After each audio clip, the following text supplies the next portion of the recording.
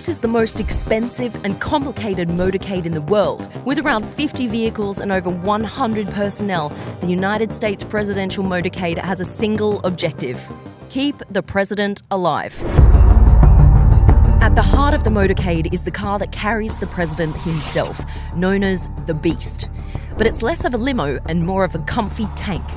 The presidential car, also known as Cadillac One, is designed to withstand any and all attacks. The Beast costs around $1.5 million and weighs in at a whopping 20,000 pounds, which is about the same weight as a Tyrannosaurus Rex. Every Secret Service agent has to pass a 5-day protective driving course, and those who end up behind the wheel of the president's limo undertake even more advanced training.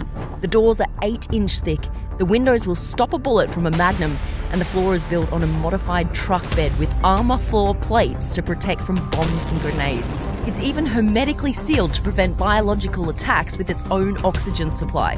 On board, you'll find rocket-powered grenades, night vision optics, a tear gas cannon, pump-action shotguns, and even 2 litres of the president's blood type. But as we all know, it's not just one car that keeps the president moving. There's a whole fleet of vehicles that play their role when the president's in transit. In fact, the Beast containing the president isn't even the only beast involved. There are at least 2 identical armoured limos in every motorcade, both with matching registration plates. This means that potential attackers have no clue which one contains the actual sitting president. And these 2 limos make up just one part of the motorcade known as the secure package. The vehicles in the secure package are designed to break away from the motorcade should an attack take place. Also in the secure package is the United States Secret Service Countermeasures Suburban.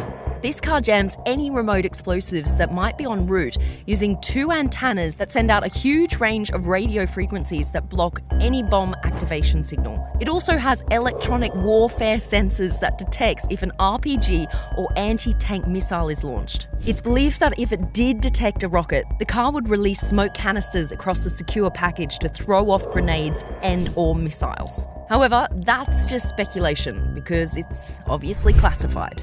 After that comes 3 separate SUVs with one distinct difference. 2 of them have their rear window open and 1 doesn't. These 2 SUVs are called the Halfback and the Cat Car. If the president's in danger, it's the job of the Halfback to defend the Beast and the job of the Cat Car to take the fight to the insurgents. The reason their rear window is open? Well, that's so the rear-facing passengers can open fire at a moment's notice. The car with the closed rear window is the control car. The control car carries the most essential staff, such as the president's military aide and doctor. In front of the secure package, you'll find the route car, pilot car, lead car, and a whole host of motorbikes known as sweepers. The route and pilot car scout the route ahead and relay information to the lead car, which leads the secure package to the motorcades behind them. The motorbikes are in charge of clearing the way for the motorcade by ushering cars out of the way and by blocking off roads and junctions. This role may seem simple, but should the convoy need to be diverted for whatever reason, the route and pilot cars must be able to react and communicate that quickly.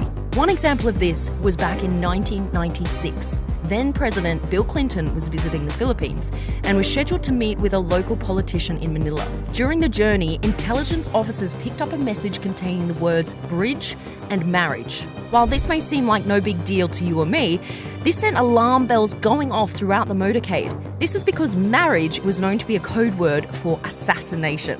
The motorcade diverted away from an upcoming bridge thanks to the quick thinking of all involved. Soon after, it was discovered that a bomb had been planted under that bridge. The plot reportedly organised by Osama bin Laden.